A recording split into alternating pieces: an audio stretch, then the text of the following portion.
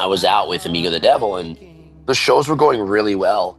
And Danny said something sort of interesting to me. He said, "Hey, like you're the guy who comes in the dressing room and makes everyone laugh, right? Why does that stop when you go on stage? You're singing these songs that are super heavy. Why don't you try talking to the crowd like you talk to us backstage?" And I did, and everything changed from there. Everything. I think that really boils down to just authenticity. Like I'm not trying to be somebody else. That's me on stage. So that's my actual social personality. Hello, world. Wednesday 13 here. Hey, this is Tom Stain. Hello, everybody. I'm Ronnie LeDrew. Yes, my friends, my name's John Mahon. What's going on, everybody? It's Tom. And it's Jamie. Welcome to the Chronicles of Podcast. Ladies and gentlemen, days and thems, this week we bring you a very special guest. This week's guest is an incredible musician whose blend of country, rock, folk and soul is certain to make you feel like you're going through some sort of metaphysical change. A man who had the seal of approval for my 7-year-old daughter earlier on today when she went, "Daddy, I want this song on my playlist." So in today's conversation, we aim to make him feel happy and welcome and make him not want to leave us and go back to Nashville. Here to talk all about his upcoming UK tour with Chuck Ragan and much more. Put your hands together and join us as we bring you the Chronicles of Nate Bergman. I can only apologise, Nate, for the puns in that. I like a pun. I love it. Okay, good. What song does it live on her playlist, by the way? Back to Nashville. She absolutely loved it. Wow, that's really cool. Well, tell her thank you. Tell her thank you very much. Oh, I will. I put it on while I was setting up and she was like, "Daddy, what's this song? I like this song. Can you put this on my playlist, please?" I was like, "Yes, I can, kid. Go on." Love it. Love it. I was going to ask you how your personal Monday's been so far, but obviously you've only just really come into the day. So yeah, we're starting it now. So it's pretty good. What a way to start. There's worse ways to start Monday. I can absolutely guarantee you that. Yeah, so. I agree. A heavy Sunday night. I like it. Yeah, there was a show at a venue this artist Noah Gunderson put on called Cheap Date, and basically he invites his favorite songwriters in town, doesn't say who's going to be there, and by the time it's stage time, I mean the venue's shoulder to shoulder, you can't move, and we had our little rock and roll show on a Sunday night, and I think we went to bed about 8 a.m. Oh, Called a few hours, and now here we are. The rock and roll lifestyle, sir. The rock and roll lifestyle. I'm not complaining, you know. So how we like to start these things is to take you all the way back to the young days when you were growing up, the young days of young Master Bergman. What did you want to be when you were growing up? Has it always been music for you, or was there something completely different to start off with, like truck driver? I don't know. I think for me, I was very into art and drawing and sculpting and sort of the quote unquote fine arts or whatever, mixed media art. And I always was drawn to that. I was very directionless. I really actually never had a dream to, I wasn't a 7-year-old who like wanted to be a fireman or, nothing like that. I sort of developed a taste for music, as most kids do, between the ages of 10 and 13. And from that point, I either knew it was going to be music or art, mixed media art or music. And by the time I was 18, that was it. I mean, I knew music was full time, and it's been doing it for like 20 years now. So, where did that love of music come from, especially like alternative music? My parents are super into music. Our house had hundreds and hundreds of vinyl records. We always had music on, and my dad is sort of the classic rock, CCR, Rolling Stones, Beatles, and my mom's more into like Joan Baez and Motown, sort of folk and Motown, and my dad was like the rock guy and country guy. So that all kind of came together like that. I was around it. And then the alternative music came in. I was at the perfect age when Nirvana exploded, I was like 10 or 11, 12 when Nevermind broke. I might have been 12 or 13, and that was it. That's good. I know you're in Nashville now. Are you from Nashville originally? No, I'm from a little suburb of Washington, D.C. called Silver Spring, Maryland. Um, and yeah, also the DC punk scene was a very big influence on us when we were kids. Obviously, you have the Discord family and Bad Brains and go-go music and guys like Chuck Brown and stuff. So for me, it was really interesting to sort of see all these sort of influences ended up being sort of my palette for my life. Do you still draw? Do you still do art at all now? Um, I dabble in it, and I'm trying to get more into it so that I'm not just constantly like trying to figure out guitar stuff. But it's something where I sort of found I went to school, community college for about 6 months for it, and that sort of sucked the joy out of it for me. Ah, Like being instructed how to make art, to me that kind of goes against the ethos of like, yeah. you know. So I sort of went towards music, and music always felt real free. Like there was no limits or there's no limitations on creating music and performing it, and what you want to do with it ultimately is sort of up to you. So I always get intrigued by singers and vocalists. Do you remember the point where you're just like, hey, I'm pretty good at this. I could probably do this like professionally. Was there that point for you, or was it just, I like it, I'm gonna do it? wow, yeah, I mean, yeah, that's a great question. I don't think there was ever a point where I said, oh, I could do this professionally. I think it was more like out of necessity in terms of like when I started out. I don't think I was a great singer by any means, and I'm still constantly trying to learn how to do it. But there was an idea of like, oh, okay, this is fun. Can I get good at it? I guess it's like Mm. skateboarding or riding a bike or you know, uh, or your craft. Let's say you are a truck driver, right? As your example before, I think there was a certain point where you're like, man, I'm a fucking pretty bad truck driver. But also, I know if I talk to this guy and this guy and this guy, and I start to think about they're good. So what are they doing that makes them good? And you apply it, and then all of a sudden you get a little rush because now you're driving better, and your miles are better, and your deliveries are more on time. It's sort of like vocals are kind of like that, where it's like you can always be improving them as a singer, but the fun part is the progress. So I guess that's for me. That was it. I like that. You could really put that towards anything you do in life, really, can't you? Yeah, Everything's like that, right? And if you don't find joy in it, you shouldn't do it. absolutely, absolutely. But obviously, we mentioned that you're a vocalist and a singer, but also a guitar player as well. What came first for you? Was it guitar or singing? Guitar. My mom had a 1972 Yamaha classical nylon strung in the basement, and I begged them for guitar lessons, and they bought me a Yamaha Pacifica electric guitar and a little amp, and you know, so on and so forth. Yeah, I think I was about 12 when I started taking real lessons. I got bored with lessons very quickly in terms of like, and obviously it's probably a great idea to learn, to read music and Mary Had a Little Lamb and all that stuff. But for me, it was sort of like I felt very drawn to creative expression almost immediately on the instrument. So it was like I just want to make songs. I don't care if I know how to do it or not. I just want to do it. I don't think you can tell the difference in someone that just likes guitar and is passionate because it was either, oh, my mom had a guitar downstairs, or my mom had this guitar, it was 7 strings, this types of strings, beautiful, this make, and you can feel that passion, be like, oh, this guitar, it was the Yeah, I one. mean, I know distinctly what the brand and what it was and how it felt, and yeah, That's for sure. incredible. That's incredible. Though. But obviously, It's pretty much ruined my life. You know what I mean? So I feel like it's that moment in Wayne's World where he sees it in the window. It's like, ah. that was me. But obviously, being the front person in a band, being on stage, you've got to have that confidence, that outgoing personality to be up there. Have you always had that, or is that something you sort of had to teach yourself over the years? I think socially, I've always had it. I have no trouble interacting socially. I feel very confident.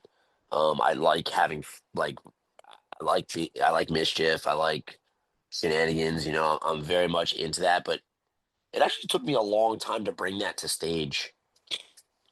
because I sort of had this complex where no one would take my music seriously if I didn't behave seriously on stage. Hmm. And about 2 years ago, 3 years ago, 2 years ago, I was out with Amigo the Devil, and the shows were going really well. And Danny said something sort of interesting to me after the third or fourth show. He said, "Hey, like you're the guy who comes in the dressing room and makes everyone laugh, right? Why does that stop when you go on stage? Like, why do you not bring that energy to the crowd? Because like you're singing these songs that are super heavy and or whatever, and why don't you try talking to the crowd like you talk to us backstage?" And I did, and everything changed from there. Everything, the entire set, the vibe, merch sales, everything sort of went like that. And I think that really boils down to just authenticity. Like I'm not trying to be somebody else. I'm I am That's me on stage. So that's my actual social personality. That's beautiful. I think that is what connects with an audience as well, is when someone's being their genuine self, like opening themselves up, not just in the music, but when talking and everything else, just being yourself, like I say. Yeah. I think for me right now it's working. So That's amazing. Uh, you started out fronting a band called Lion Eyes. So what yes. made you want to go down the solo artist route? Um Necessity. Okay. The band That, sort of the band sort of came to an end, and everyone sort of had the option to figure out if we were going to continue or we were going to start something new or blah blah blah whatever. And at the end of the day, I was the only one who wanted to dedicate their life to it, to touring. So that's what I did. huh? Obviously, Line Eyes is a very different sound to what you're doing now. Did you ever think about keeping that style of music, or was it always, I'm going on my own, I want to focus on this style? I think there's some elements to what Lion Eyes was in Metaphysical Change, but I think you can hear even on the last couple Lion Eyes records, there's a couple songs where I wrote the entirety of the song, and that stuff starts to more sound like where I'm going musically. Hmm. And then Metaphysical Change, I think there's some, 10% of the elements are from left over from Lion Eyes, where there's some look. I always have loved big, heavy riffs and blues and rock. So I think that record is sort of an introduction saying, hey, this is where I come from. This is where I'm going here. And the new stuff I'm working on now is almost, I would say, 0% influenced by stuff I've done in the past. So Ooh. yeah, Almost like it's a whole new I'm really direction. excited. I'm really excited. Yeah, it's a completely different animal. And I can't talk too much about it right now, but Of I'm very course. excited. I'm very excited about who's working on it, and we're gonna make something really, really special. Oh, I'm very excited about that. But obviously we can't ask about it, so I'll ask about your lyrics instead. I mean, are the lyrics quite personal to you, or do you make stories out of them? Like what sort of... Very it's the most vulnerable, personal thing I've ever probably done, and I hope that when people hear it, they connect to those feelings. That's it. Were you ever nervous about putting all of yourself, your heart into these lyrics? Like, or was Yeah, it just a real it's a comfortable? nightmare. It's an absolute nightmare. Like it's draining, it's taxing, it's uncomfortable, it's scary. But I guess at the end of the day, really, it's like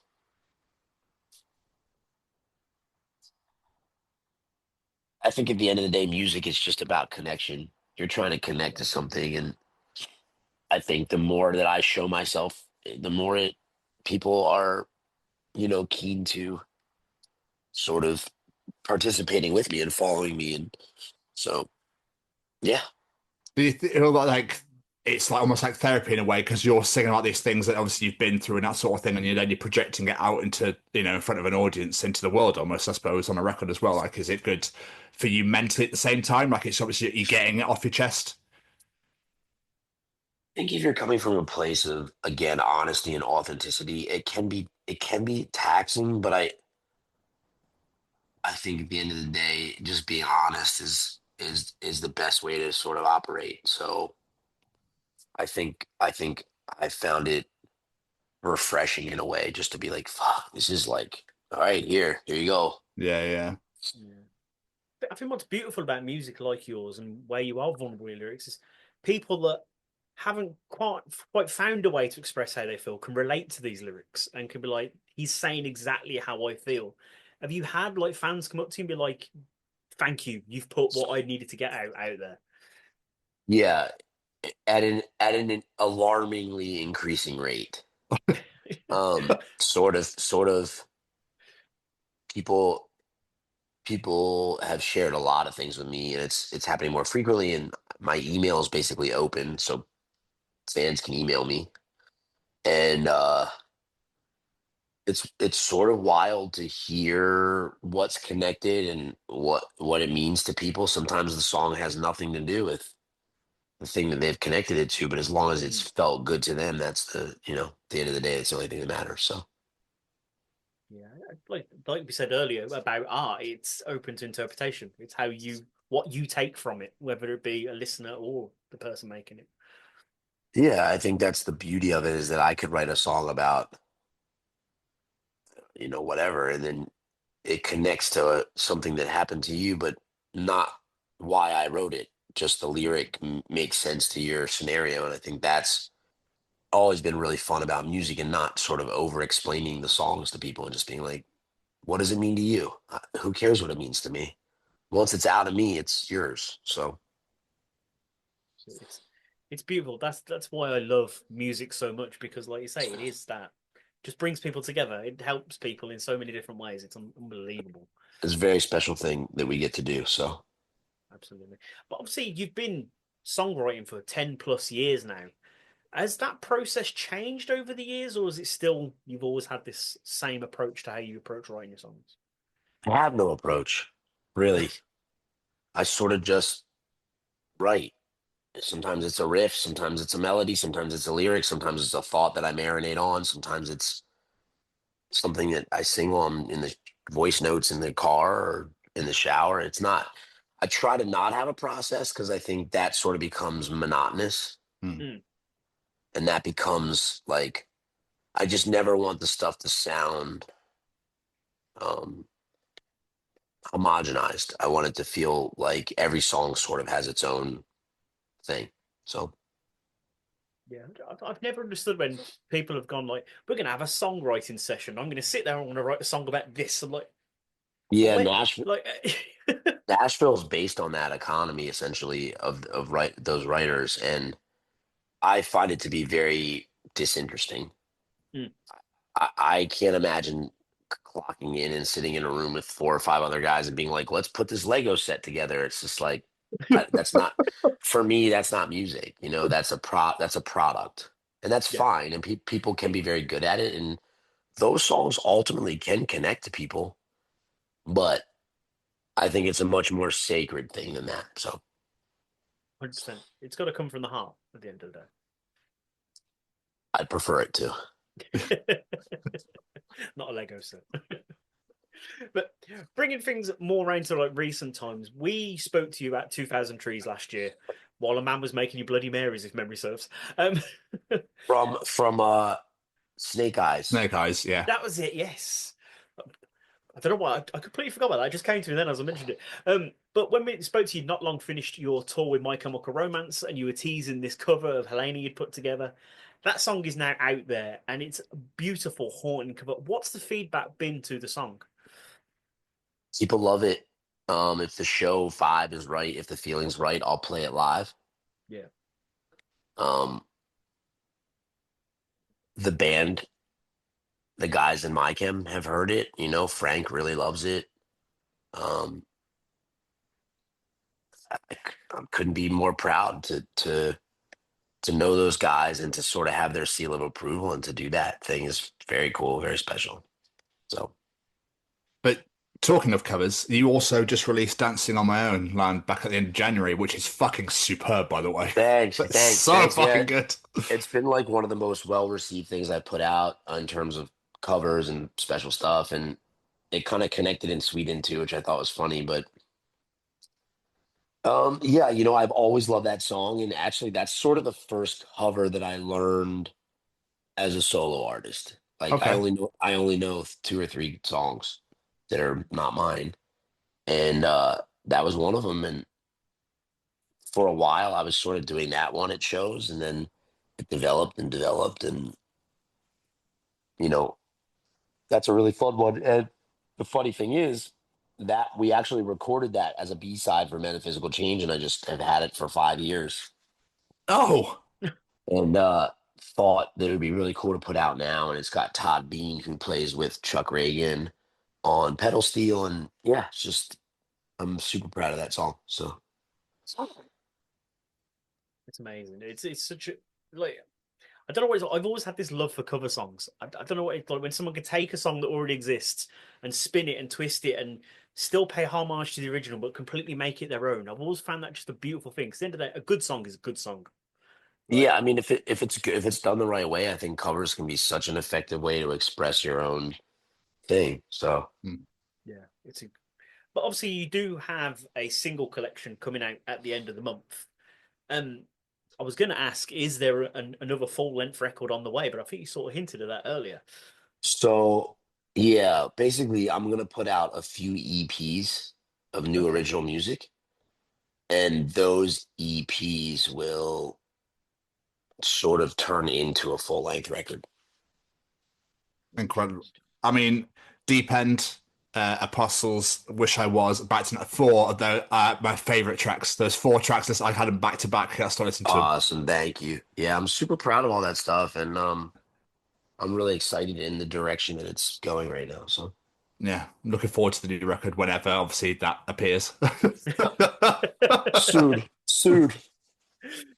I did want to ask about the song Deep End that Tom just mentioned there because that song had quite a unique recording process. Did I read that right? Yeah, basically it's all live. That and Wish I Was were all tracked live to 2-inch tape at Bomb Shelter Studio in Nashville. And we went in and just did it. There's no auto tuning, there's no editing, there's no all live to 2-inch tape Wow. mixed on the spot. Yeah, it's wild. That's insane. Um, so that's cool. What? Yeah. What made you want to do that though? Was it just let's just do it this way? Because I'm really sick of all the homogenized sounding bullshit. And Fair. I wanted to show people. I mean, I wanted to prove to myself that like you can just go record your like if you're good, you can just go record yourself and it's good. You don't Yeah. have to, it doesn't have to sound like, you know, this overly produced, polished, shiny thing. It can just sound beautiful because it's sort of raw. So that was really my thought. And I'm glad we did it like that because at the end of the day, who gives a shit? Like if the song's good, why make it sort of polished? Yeah. It doesn't have to be. Yeah. And then you don't get those fucking comments of it sounds like auto tune. Yeah, I mean, I've never put auto tune on records, and I'm not going to start now. I just spend a lot of time trying to hit the note right. Like that. And it was one take as well, wasn't it? Did I read that right? Correct. Just walk in, bash it out, drop the guitar, see you later, work done. Yeah, that's kind of how. Sorry, late night. It's kind of how it should be done. More stuff can be done like that. Absolutely. Like I said, the amount of times I've heard like a band's demo version of their song where they've just gone in and pressed record on a tape player, I'm like, that sounds Way incredible. better. Why bother Way touching better. it? Way better. Way better. Yeah, that's the thing. So I don't know. People are obsessed with all the wrong things, and I'll never understand it. But all I can do is try to keep making cool stuff. But looking at the future, you have three big support tours. One of those over here in the UK. You're coming back with Chuck Ragan. How Yeah. excited are you to get back over to here to the UK? I love the UK so much. I've been coming over since 2012, and you know, it's a place very, very, very, very close to my heart. I love playing shows there. I love the people there. Manchester's a special city to me. Um, yeah, I'm also a massive hot water music and Chuck Ragan fan. So for me, it's crazy that this is what I get to do. So Yeah. I'm just happy that the UK is starting to, Lion Eyes had a pretty good run in the UK, and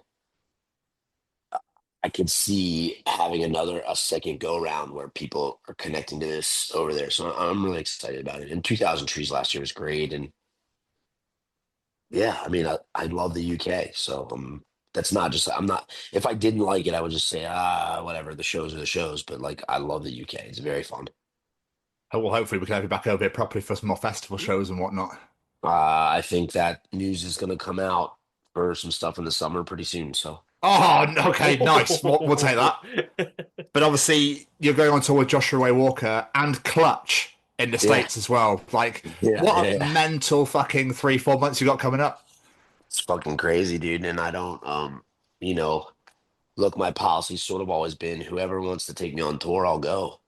Let's try it. Let's see if it works. And I just feel very lucky that people want to be a part of it. That's all. So Yeah. Like Tom just said, those 3 months are absolutely insane. You got Chuck Ragan, then Johnny Ray Walker, then Clutch. Like, do you plan on resting at any time, or just uh no. no? I couldn't even rest when I was in town on a fucking Sunday night. I mean, I have problems. But yeah, I mean, for me it's just I'm so grateful that I get to do it that I'm stoked to be out there playing. And look, there's a lot of artists in this world that have a big digital presence, and they have millions of streams and millions of views, and I have shows, and I'm forever grateful for that because I think at the end of the day that's what everybody wants to be doing. So Yeah.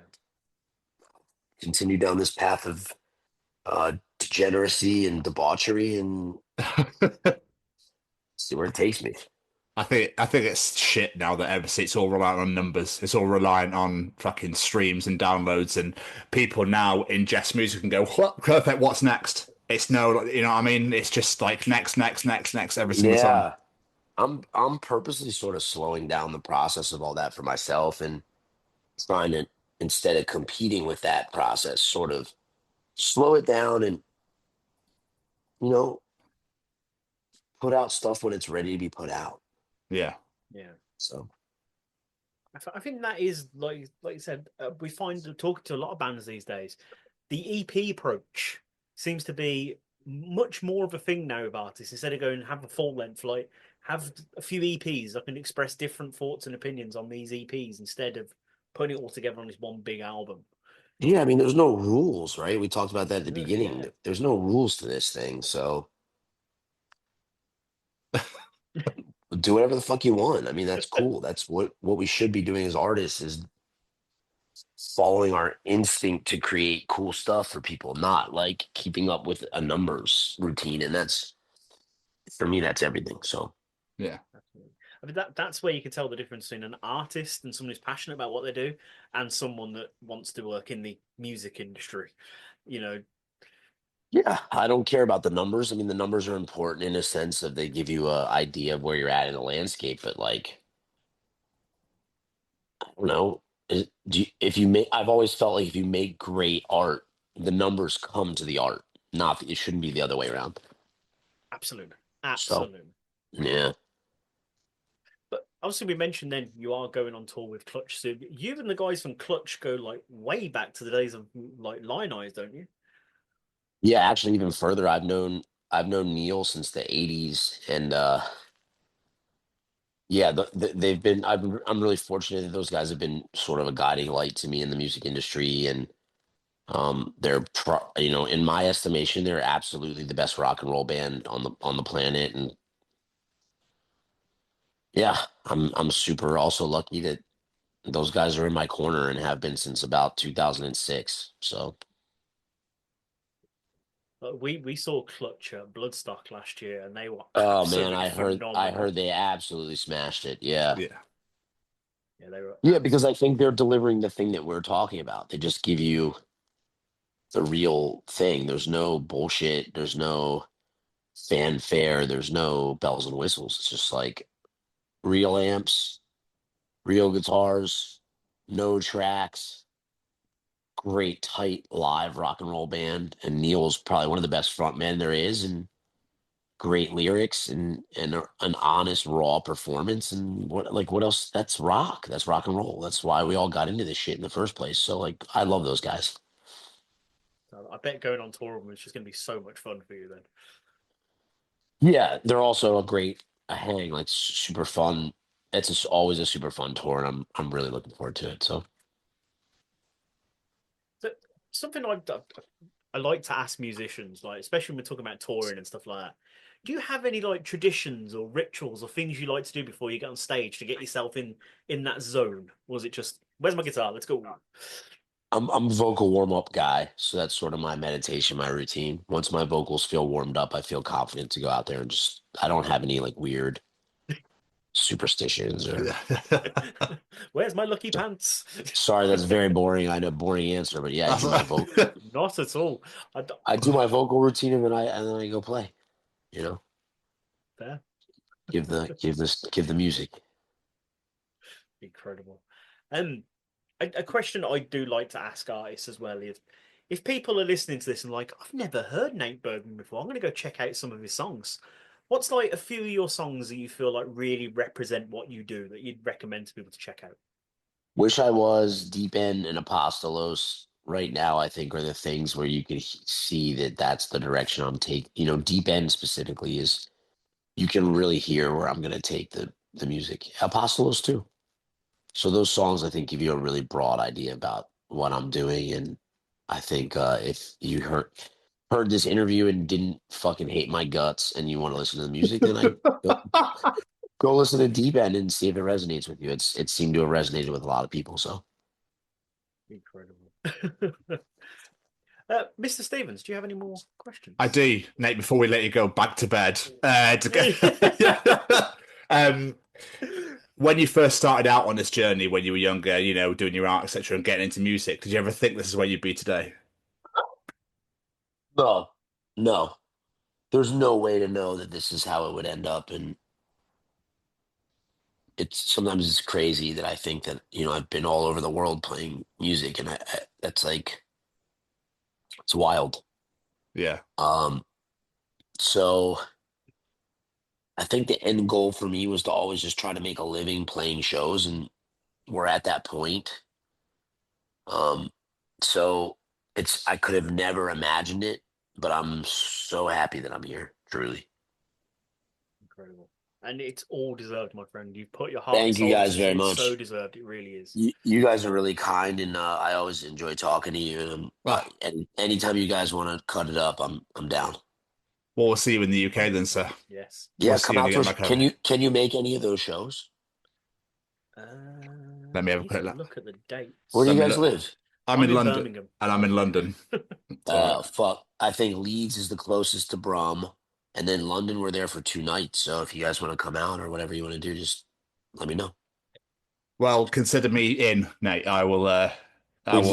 We'd love to have you out. So come hang. Appreciate it. Thank you so much. It's an absolute pleasure. But thank you so much as well. I understand, obviously, you're a very, very tired man. So no, it's okay. And that's my own fault. You guys should not be held responsible for that. And the next time we do an interview, I promise I will get more than 4 hours of sleep, and we'll. We've all been there, my friend. Don't worry.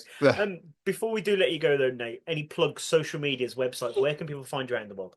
Nate Bergman sings across all platforms, and come see me at a show. You're going to be everywhere in the next few months. Yeah. No excuse not to come out. I'm fucking coming to your city. So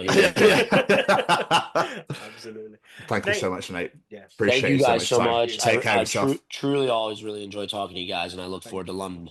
Right, Yeah, back we'll at you. see you Yeah, soon. we'll see you soon. Take it easy, my friend. See you later, man. Cheers, guys. Bye bye. Cheers, Bye mate. bye. Oh, hello, everyone. Welcome back to the Chronicles of Podcast, edition 161. Hey, you got it. I You couldn't. got it. You could just do. Why couldn't you? Oh, yeah, good. Yeah, you could do that. You could do that. Just want to give you a Burnley update before we move on to the actual show and that sort of thing. Burnley took on my dad's former team, Sheffield Wednesday, on Friday night. Obviously, if Burnley don't concede a goal from the start of January into the end of the season, JJ Watt needs to return to the NFL to play for the Cincinnati Bengals for one season, thanks to James Trafford, the Burnley goalkeeper, the deal they made. And JJ was like, yeah, of course. And then they haven't conceded since. So Burnley played Friday night against Sheffield Wednesday and won 4-0. They didn't concede again. It's still going. It's still going. I love this. It's so funny because JJ clearly went, all right, mate, yeah, cool. What do you mean you haven't conceded yet? I have to go back to I have to go back in. Fuck. Here's the deal, JJ. I think there's only 12 games left. So I was about to say how many games. I'm not sure when the season ends. So May. It ends in May. So we've got 2 months left. I'm pretty sure it's about 12 games. Fucking, this is getting quite interesting now. I might actually have a look at who Burnley have left to see if they play like Leeds or Sunderland or Sheffield United, any of them on the top teams, to see if they're, you know what I mean? Like, Leeds can't stop scoring at the moment. So, you watch, that'll be their last game. Do you reckon he'll get to the last game and Trafford's going, fuck? But then the thing is, right, Trafford's now broken the record for the most amount of games consecutively with no goal conceded. So it's like, does he want to keep his track record going? Or does he want JJ, you know what I mean? And to get JJ back into the NFL season, he'll go, actually, mate, don't worry about it. It's got to be a lot of pressure there now. Like, it's so funny, man. It's so funny. But as I was talking about that, I threw my notes away. Yeah, I don't want to do that. Just quickly, you just said that Sheffield Wednesday was your dad's former team. Why? He doesn't do football anymore. He doesn't like it. He got a bit sick of it, I think. Oh, okay. But when he was growing up, he's born in Sheffield, obviously Sheffield born and raised, and he was a huge Wednesday fan for years and years and years and years. My first football game ever was 1995. Blackburn, Sheffield Wednesday at Hillsborough, and I got to see like Alan Shearer and like Chris Sutton like up front and stuff like that for Blackburn, and saw loads of like legendary players, David Hurst, Andy Booth, Mark Bright, Matt Pembridge. What was the goalkeeper called? Because of P. Fuck, I know. Can't remember. Des Walker, Carlton Palmer, like loads of like. Yeah, it was amazing.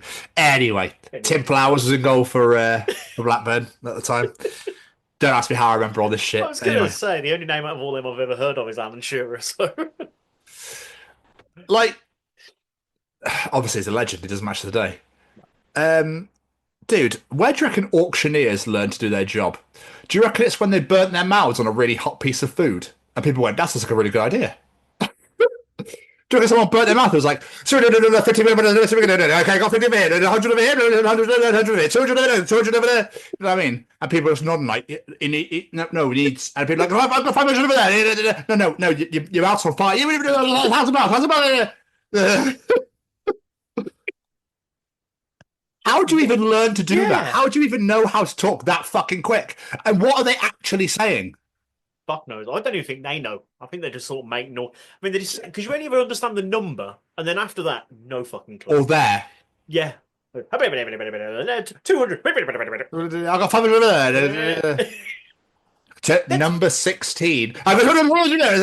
Number 37. They've got to have lessons on how to do it, surely. Is there lessons? I mean, there's elocution lessons for fuck's sake. So, is there auctioneer lessons? There's got to be. There's got to be something like weird on-the-job training. I would love to go to a night class of auctioneer lessons. That would be fucking amazing.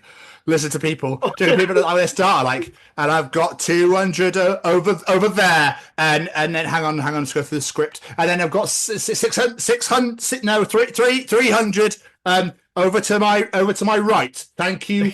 37, and then that'd just be really funny, wouldn't it? I'd love that. The other thing that amazes me of auctioneers as well is their attention to detail in the room, because you see people at auctions and they start bidding by just going like that. I'm like, I would not notice someone doing that in a room full of people. Like, yeah. Take that. But when I raise my glasses and smell my nose, that means I'm in. If I raise my glasses and touch my lips, no. It's things like that. I think it was when I was watching Peaky Blinders, they were doing an auction, and this guy literally just nodded a newspaper forward. And he was catching all them. I was like, how the fuck are you noticing that? There's so many people in that room. Must have 20/20 vision as well. That's part of the. So it's like if I raise my glasses and Enrique you, I'm out. I'm not interested. Good old Enrique. But I was watching Storage Wars. That's where I got it from. I was at Kelly's, not last week, the weekend before we went to Bird World, and I was watching Storage Wars in the morning. I was like, I fucking love this show. Daryl was always my favourite. I absolutely hated the guy who went every time. I hated that guy so much. Yeah, every time he was in, he'd go, yeah. Like, no, shut the fuck up, mate. Shut the fuck up is what you need to do, right? And he was a dick. I think it's called Dave or something. Prick. Yeah.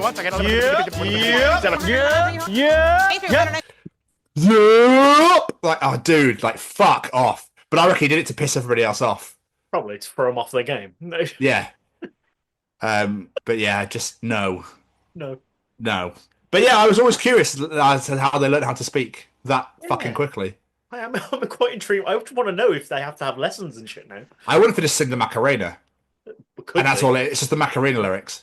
If you speed the Macarena Macarena lyrics up really quickly, you just get an auction out of nowhere. And all of a sudden you've got £1,000 worth of artwork. You're like, oh, I didn't even Is that how they bet? And a 500 and a Yeah. Oh, you just got some Portuguese artwork out of nowhere. Oh, okay. Thank you. Is it signed? No, it's worth about £2, mate. You spent £1,000. And that's why you should never speed up the Macarena lyrics. Oh, if you play Marilyn Manson backwards, it sounds like he's summoning the devil. Anyway, for people that went to Marilyn Manson, why? Shame on you. Shame on you. Don't we go to Disturbed now? I was going to say, yeah, that one's a bit of a shocking one. Why the fuck are Megadeth supporting? Surely that should be the other way around. Don't go fuck. Don't like either band, so don't worry. I think there's only one Disturbed song I like, and now I'm like, can't listen to it now. Cheers, Dave. Yeah. Prick. Thanks, mate. Right. Okay. So I saw this video, and I was a bit like, is this what life has really come to now? Is this where we're at in the Guinness World Book of Records? Oh, God. So, I saw a Guinness World Record for chopping out casino chips under a bottle, neck down, with his penis. That's not where I saw that going. What?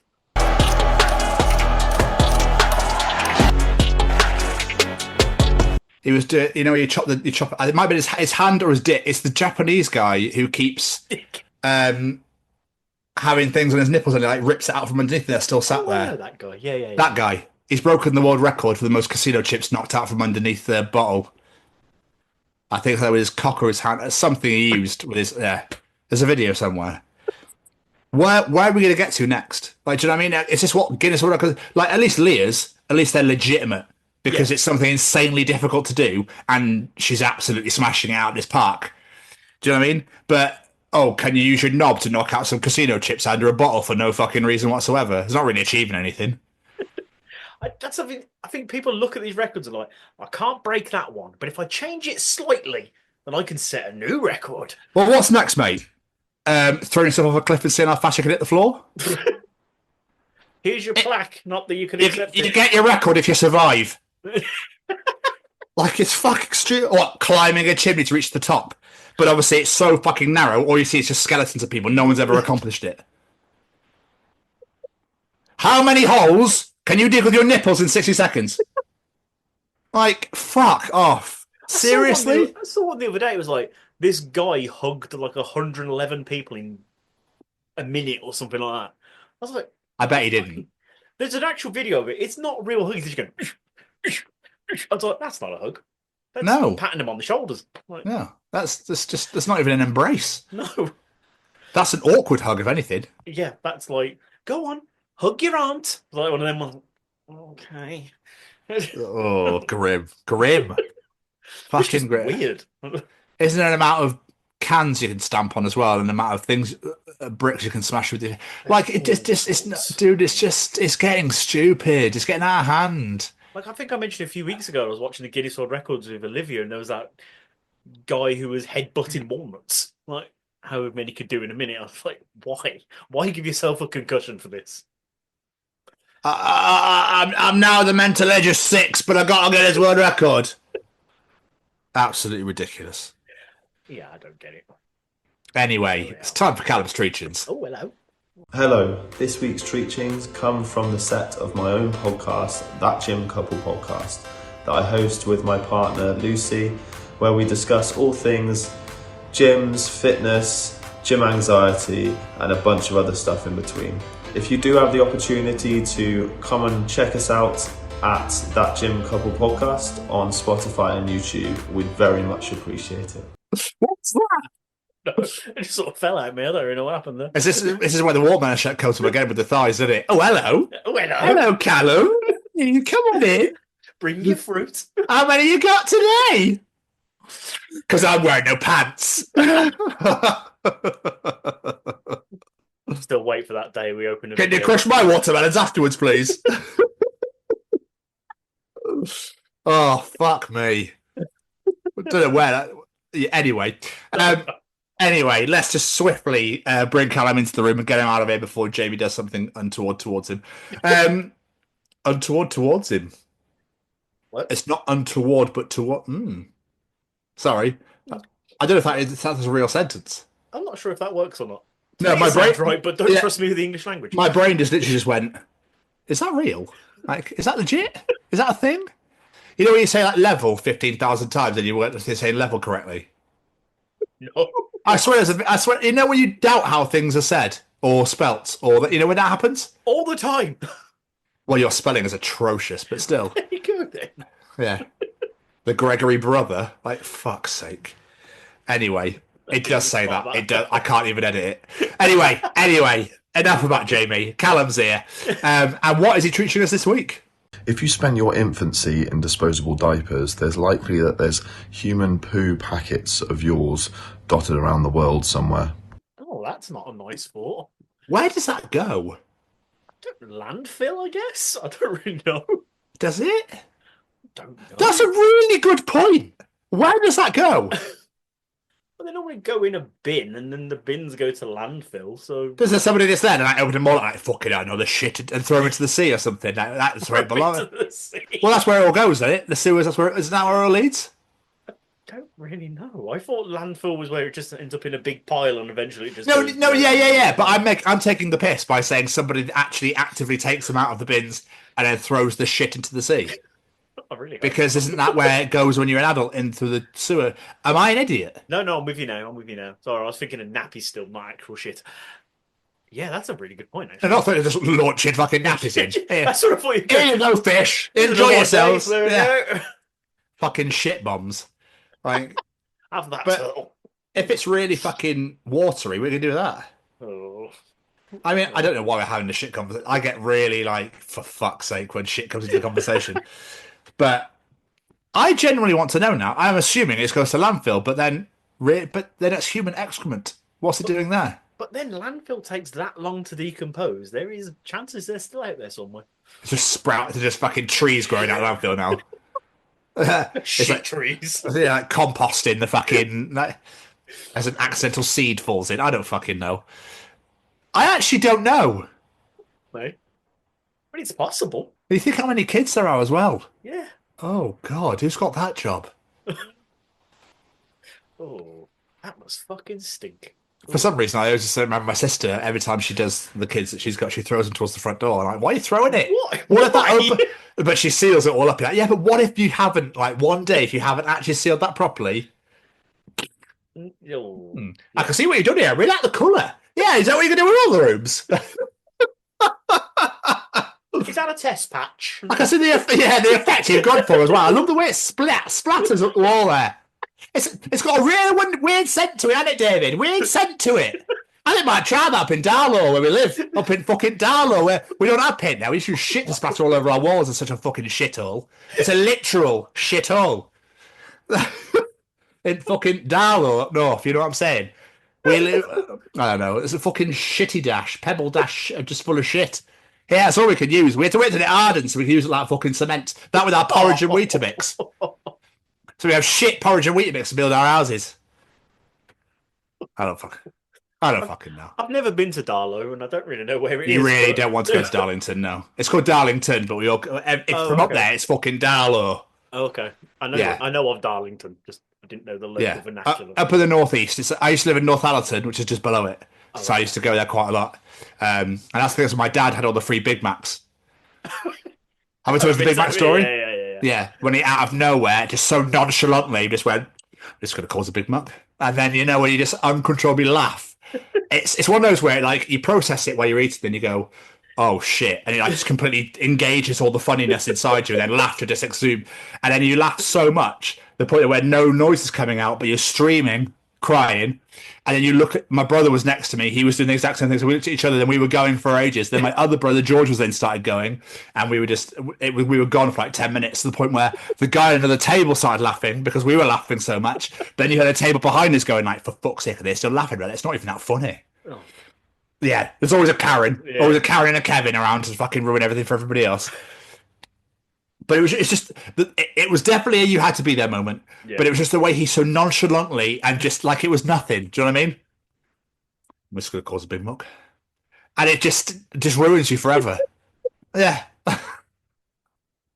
So, I love those moments. Oh, they're the best. They are. You'll never beat them. By the way, before we carry on, happy birthday to your mother. Yes, it is my mother's birthday today. Happy birthday, Debbie. Let's all raise a water or whatever it is you have in your hand right now. And happy birthday, Debbie. This show's for you. Sure like that. Oh, you've been talking about shitty nappies. Thanks, Tom. Shitty nappies in a landfill made you think of me. Oh, thanks, Tom. So proud. I'm so proud right now. Anyway, we digress. Jamie, what else has Callum decided to bring to the treat? No, that didn't work. What else has Callum decided to bring to the edition this week? You can moisturise your hands twice as fast as your feet. Yeah. Yes, it's already in you. Yeah, it's already there. Whereas you have to reach for your foot. And if you have shoes on, you're fucked. I don't know why you moisturise your hands to moisturise your feet with shoes on. That sounds fucking dumb. But it's a very good point. It's a very good point made. I always forget my hands are shit. The skin is so bad on my hands, but my hands are gigantic. Look at the fucking size of them. And the surface area, I cover most people's faces with these bastards. So, whole bottle of Nivea on one. Yeah, literally. Still like, got me Vaseline, love. Got me, like, here we go. Fucking bottle's gone. One hand, bottle's fucking gone. Do you not find it satisfying though when you finish a bottle of something? When it's used, like oil, for example, or something that takes ages to use up. Yeah. Do you not find it so satisfying when it's like, that's now done with? Do you not find? No, I completely know what you mean. At the same time, I'm like, oh no, now I've got to go buy more shit. Oh, I always have two of each. So I've just put a wash on now, right? Yeah. And my Ariel gel. So it was very empty, and I had my new one with me. I was such a loser. Basically, the Ariel gel filled to exactly where I needed it to, and then emptied. And I was like, oh, what a time to be alive. Oh, like this has satisfied me no end. So my new one is still full when I just put it back. I was like, yes, it's gorgeous. I was getting ready to judge it a little bit then, and then I was like, actually, no, that sounds... Did you not satisfy you? Like a beautiful moment. Yeah, it's warmed your cockles a little bit. So I was like, I just went, and like an aura, like golden light just came down on me, and I like started to slide up into the air a little bit, and as I placed it into the washing machine, I don't know, but it was just a very glorious moment and such a wonderful, like, I'll tell you what though, talking about that. So yesterday, me and Sophie were clearing out some shit in the house, my housemate that is. And she was going to have a shower. And then we opened the cupboard in the bathroom and there's just fucking loads of bottles in there, like half empty, just full of shit. And we were like, what the hell's all this? So I went, tell you what, you're going to have a shower, I'll get rid of it. So I went downstairs. And I was like, just throw the shampoo down the sink because we're not going to use it because it's like shitty Aldi stuff. Not that there's anything wrong with shitty Aldi stuff. If you use Aldi stuff, it's cheap, it's good, especially in this economy. But anyway, I was throwing it down the sink. There's not a lot left. Don't worry, there's not a lot left. And that, some conditioner. And then I got to the last bottle and it was bubble bath. And I was like, can I dispose of this down the sink?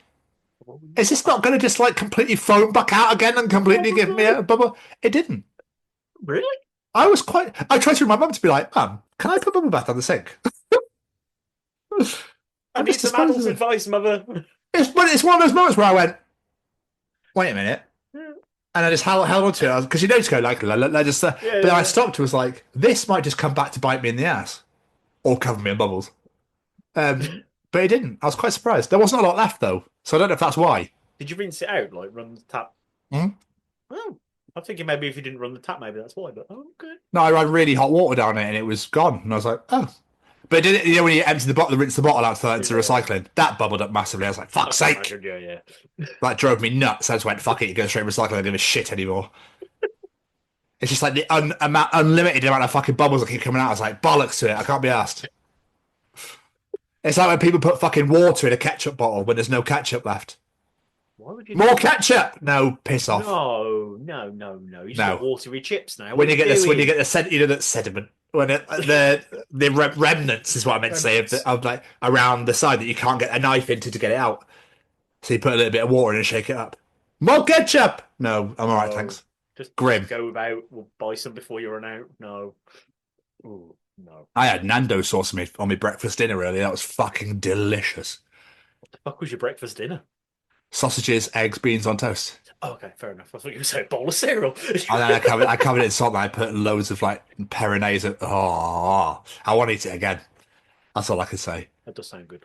Again, it was one of those moments where I was like, it's not a normal breakfast sauce, but should I just use it anyway?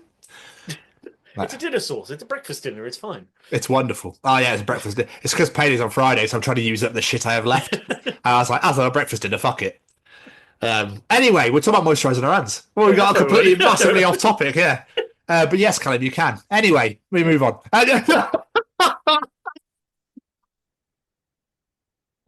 Moisturising their feet anyway. Mind you, when you put the socks on, because that one where you can moisturise your feet, then you put the socks on after. That's wonderful. I've never actually done it. The silky smoothness of the I probably should do it, but I never have. No. Yeah, you definitely should. Anyway, and finally, Jamie, what is Callum Treacher's this week? If a movie or TV show is live action, does that mean that we're all just extras really far away? I mean, if we're in that universe, I guess. That's so cool, because you imagine. But the thing is, if it's a live action movie and there's like, I don't know, a war movie or a fighting, and then bombs start blowing up the cinema, you're like, fuck, I don't actually mean to be in it. I don't actually want to know. Any more cheers, thanks. In IMAX, you actually die. 5DX. Legit bullets are coming through the screen, like, fuck! Now you're part of the experience. I mean, to be fair, that's probably what America are going to do. But still, it's just... it's like, no thanks. No thanks. I'm good. I don't want to be in this anymore. At least fucking pay me. Porno in the hand. Yeah, I wouldn't mind being in that. Voyeur.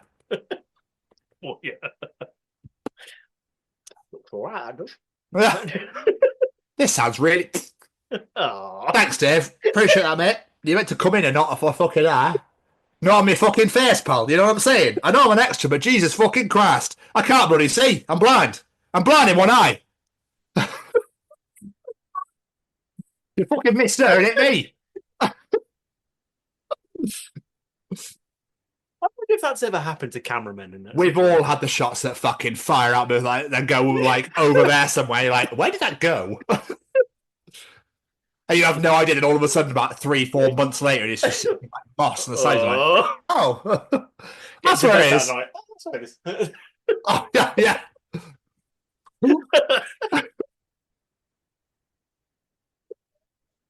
If you love yourself. Oh, that'd be grim. But it makes you think how many spiders you eat in your sleep. Oh, apparently you eat like hundreds, don't you? Oh. Hope you enjoyed the show, Claire. I just get a message on Friday saying, fuck you, Tom. You've probably had about 15 in your time, Claire. 20, maybe 25. He's going to kill you know that, right? Oh, this reminds me. Sorry, this just reminded me of a story. When I was at college in 2006, there was a girl in my class. Could you call it a class at college? In my subject. We were on on computers. I can't remember what for. It was right for like the first few days we were started. And she went, "Have you ever seen people have spiders in their mouths?" And I went, "No." And she was like, "Cool, watch this video." And it's just people that have, they just had the mouths closed. They open it and it's just like this big spider crawls out. You're like, "Fuck! Why you show me that?" Also, who the fuck's doing that shit? Who's doing that? Who's finding these videos? Who the fuck are you? Like, Yeah, so like many it was questions. just weird, man. When the big legs came, like, Oh, man. well, that goes the wrong fucking way. Yeah. Is that gonna get Don't stuck bother and me, kill but that's you? grim. Oh. That's just like, who's doing this shit? I want to be famous. Oh dear, grow up. That's exactly what it is. Yeah. I need some attention. Mummy didn't love me enough. I'm going to put spiders in my mouth on the internet. People will love that. I'll get loads of watches. No. Views. You'll be branded a fucking nut job. That's what's happened. But yeah, I think, I mean, if it wasn't, if there's as long as we don't die, I would love that. Being an extra in movies, like to be it's almost like you sat. Could you do like a VR thing though? Could you put like a VR headset on and make you feel like you're actually within? That'd be pretty cool, actually. You could do that with football now. You could like you're actually at the stadium, which is I think Really? fucking sick. Yeah, That's cool. so sick, man. So fun. It's one of those moments where technology is actually fucking cool with a thing. Yeah, where it's banging. Yeah. Like I think Rob McElhenney and Ryan Reynolds. I think Dan DeVito was there as well. You know the big Las Vegas Sphere. Yes. They put a Wrexham game on in there, and it felt like you were at the stadium. It was fucking amazing. I think they won 2-1 in that game or something. But like that's so fucking cool. So, yeah, that's the sort of stuff that you need to be doing. Like, if you're going to make advances in technology, do cool shit like that. Yeah, exactly. Because that's awesome. Exactly. Some woman at work was telling me about how AI is going to take over music soon. It already is in some cases. Yeah, I think. Paul McCartney, I think, has been kicking off about it or something. I can't remember. Anyway, it's irrelevant. Callum, mate. Oh, beautiful. Thank you so much once again. Absolutely I think love we it. took all of them completely off topic, but That's the whole point, though, isn't it? That's the whole point. Yeah, that is the whole fucking point. How are you? I'm good. I'm very well rested because I have not been in work for like over a week, so it's been fucking glorious. Really? Yeah, it's been great. Fuck you. Yeah. But I was scrolling the internet, as you do, and I stumbled upon a news article earlier on that has really befuddled, confused me, and amused me all at the same time. Story time with Jamie. That's the one. So, police are hunting a man who allegedly pleased himself over some avocados in Waitrose. Right. At 2:30 in the afternoon, staff were being forced to throw away trays and trays of avocados. What? Why? As if he was jizzing all over them. Yeah. Who walks into a Waitrose of all supermarkets and does that? Because he probably thinks that no one ever does do that. So he wanted, I want to be famous. Yeah. Yeah. Was he shoving the fucking big stone up his ass at the same time?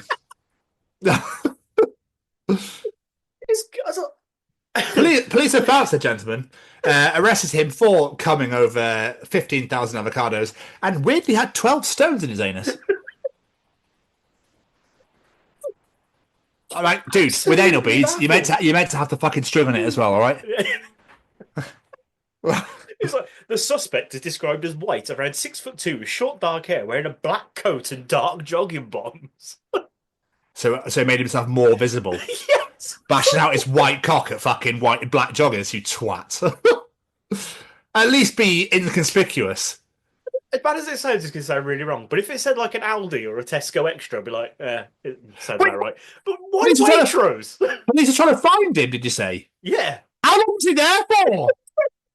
It takes like 3 minutes to fucking come. Like, how the fuck is he there for that long? How's nobody gone, mate, what the fuck are you doing? They've obviously just walked past and gone, Johnny's enjoyed himself. I'll have a bit more, please, mate. A bit more. That tastes beautiful. That's really lovely. I'll have a bit more on there, please. I'm definitely a swallower. That's fucking weird. I mean, and it was 2:30 in the afternoon. It Where was it? Late at night when where was it? Malmesbury. Malmesbury? Wiltshire area. Yeah, that's not far from fucking Cheltenham. Yeah. I've been to Malmesbury because it's by like Tetbury and shit like that. Were you jizzing on avocados? God, fucking Cotswold. It's for those fucking forest people. I tell you, that's what it is. Fucking foresters getting down there, yeah. fucking waddling down. That'll be funny. What amazes me is how no one thought it originally. Exactly. Like, surely someone would notice that and fucking grab him, throw him to the ground or whatever. But no, they're just going, oh, look, he's having a good time. He's enjoying himself. I wonder if he screamed, Once avocado! I don't know. Like, almost. Everyone's getting home putting avocados on their toast. This is a bit salty. A bit salty than I remember. How am I pregnant all of a sudden?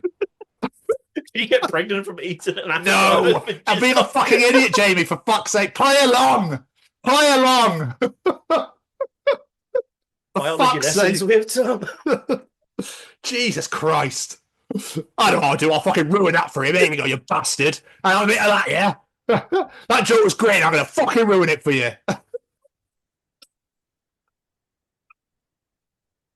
You know? Jesus Christ. So, yeah, don't go to Waitrose in Wiltshire and buy avocados. In Malmesbury, yeah. Good. Don't get any, none of them. Just pick up one and it's just fucking stuck together like magnets. Like, oh, I've got like 80. What the fuck? They're not even. The other thing as well, staff were throwing trays of them away. How much did That's he what come? I'm saying. How long was he there for? That's what I mean. How did they not catch him originally? Either he's done this multiple times or the fucker's just spraying like everywhere. Or he came pre-jizzed. So he had a jar of it and just went, there you go. Fucking come on, Ed. Like, yeah. It's just stuck in there. Come on, you bastard. Fucking come on. Starts getting a spoon in there. Just to get it. It's like syrup or honey like wrapped around the spoon. It's like drizzling it. Oh, spasami di mole. It's beautiful, yes. With the cheese over the avocado. She was my mama's favorite. My grandma make it for 40 years.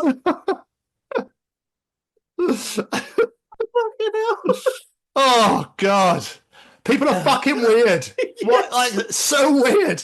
What did you say, David? Well, I thought what I might do is I might go walk dog, get home, have a bit of lunch, and I think I'm going to go to Waitrose and crumble up the fucking avocados. Sweet done. Oh, what a wonderful Tuesday that were. Oh, I feel right. I feel right refreshed now. Oh, Jesus Christ. Like I say, it's like CCTV footage describes him as still trying to catch him. I'm like, how? I wonder if he left like a jizzy trail, like a snail does. That's how they found him. Most supermarkets, a security guard can catch the guy sticking a bottle of vodka up his top, but you can't catch the guy jizzing all over avocados. Yeah, and he's there for longer amount of time because that shit takes time. Oh, that is. I wonder what he looks like as well. I'm really curious. I wonder if he's just kind of completely normal, like business dude or something. Oh, he's either that or he's the village fucking nut job. Yeah. I'm the only comer in the village. Right. But I love an avocado, me. What's next? Sweet corn's next. I'll get the fucking corn until I've wanked on every fucking vegetable going. A list at home. What the thing is, why do you go for cucumbers? Oh, then he probably actually would get some people pregnant, wouldn't he? Yeah, that's a good point, actually. Yeah, that's a good point. Yeah. No one's using an avocado. Not the most phallic of vegetables to wank over. No. Weird. Unless he just has, maybe he's a fucking, I don't know, vegetability. No. I can't think of a porn name for it. It'll probably be on Pornhub soon. Wouldn't surprise me. Although I do like vegetability. That sounds great. I like vegetability is quite good, isn't it? Yeah. I like that. But it's like a CCTV shot. And it's people wanking over the CCTV. I don't know. Oh, fucking hell. Okay. Oh, it's people dressed up like an avocado. Anyway. Yeah. We seriously need to move on. How are you? Yeah. A bit wound up by this. No, I'm joking. No, I'm fine. I've got a really weird urge to go and wank over some sprouts, though. Hey, that's mine. You leave my vegetables alone. No, they're like the fucking like elite version of anal beads, aren't they? On that massive stick. Oh, the ones with the trees, yeah. Yeah, trees. That's it. Yeah, mate, I'm fine. I'm very tired. Had a weird week. I don't want to go into too much detail. But it's just been a bit of a shitter, and it was one of those moments where I start going like, should I really have moved? Do I need to be here? Yeah. That sort of thing. It was one of those moments. Excuse me. And I keep I haven't really got any friends here yet, and that sort of thing. So like my days off consist of fuck all. Um, so just a bit like sat in my room, like guess have some Weetabix, Yeah. and then come upstairs like cool. Then I get it's just one of those. But I think because the weather's been so shit and it's been dark all the time, I don't know. Who knows? When the summer gets here, maybe it'll be a different story. But I think it's just finding my feet, as they say, Jay. I'm gonna say he's still settling in there, and he'll get there. Yeah, appreciate that. But yeah, what's been going on? I'd say Rihanna, but I haven't. It was half term last week, so I had the kids. Definitely remember that in. Yeah, Definitely remember that in. Yeah, I am going I was going to say Rihanna, but I wasn't there, so fuck you, Tom. I'm well refreshed, me. But most of last week consisted of the weekend for Becky's birthday. It was Becky's birthday on Sunday, so naturally she has to have about 4 days of birthday celebrations because that's what people do these days, apparently. But Friday, the plan this year was I did something for her, and Olivia wanted to plan her actual birthday. What was it? She said, "I'm the planner and you're the banker, Dad." So I had to pay for everything, but she decided what we were doing. Thanks. But Friday, I took Becky to a hotel in Swindon where we just chilled out for the day. We just relaxed. Why Swindon? I just went on Booking.com and I was looking for hotels with availability that weren't in Birmingham that had what we wanted, and that came up. Swindon? Okay. I'd always heard Swindon was nice. Apparently, I was very wrong because it's a bit of a shithole. Yeah. That's hence my confusion. Yeah, I don't know where I'd heard in the past that Swindon was nice, but saying that Becky was talking to someone, she went, "Oh, it used to be lovely here that 10 years ago. Now, no." So, nowhere's lovely anymore, though, because the Tories have destroyed it all, but go on. Well, yeah. And also the most confusing fucking roundabout system I've ever seen in my life. Did you got the magic roundabout? That's what I'm on about, yeah, the magic roundabout. What the fuck was that? I don't think anybody knows. I'm amazed you survived to tell the tale. We approached it, I saw the road sign, I was like, what the fuck does that mean? But Becky didn't see the road sign. We just pulled in and we were like, I don't know. Let's just hope for the best. Well done. I'm amazed you haven't heard of it. It's like really fucking famous. No, never heard of it in my life, and that was really fucking weird. I suppose because you never leave fucking Birmingham, that's why. It's probably what it is. I'm not allowed. But yeah, we stayed at the hotel on the Friday. I booked Becky in for a massage and stuff like that. We just chilled out. We just had a nice, kid-free, relaxing time. Then we came back Saturday morning and we worked an event for the Sophie Lancaster Foundation on the evening, the Deadly Alt Ball in Birmingham, which was in the council houses in the banquet suite. I've walked past that council house so many times in my life, and that was the first time I've ever been inside. Fuck me, that's a very posh building. Like, to see this really elegant, posh building just full of goths was fucking glorious. But everyone looked incredible, like, all dressed up to the nines. I think the description was like Gothic Bridgerton, and yeah, it worked. It was incredible, like, seeing everyone dressed up. There was like a circus performer woman doing on a hoop.